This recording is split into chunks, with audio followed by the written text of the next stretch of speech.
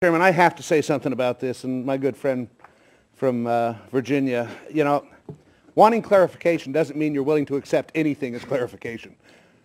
And I doubt many of those groups would accept what you're proposing as clarification that they would accept. So I've got a problem with throwing their name out here, and while you didn't say it, the implication is that they support what you're trying to do here. That was clearly what was implied. Now, I don't think that that maybe is what you intended, but wanting clarification doesn't mean whatever you do I mean, you know, you could do away with the Army Corps of Engineers, say you can't regulate anything. That's clarification. I don't think any of us want that.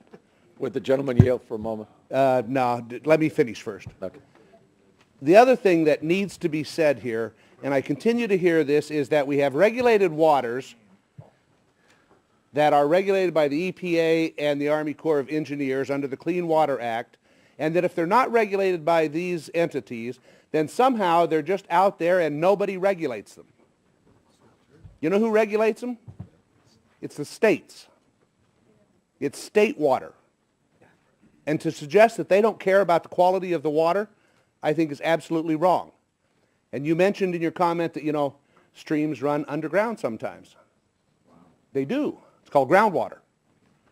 And when that happens, if you get the federal government involved in regulating groundwater, you want to start a war in the West, you just started it. And that's exactly what will happen if we allow the expansion of navigable waters into what are traditionally state-regulated waters. The states can do a good job of this, have been doing a good job of this. Yes, do we need clarification? I believe so.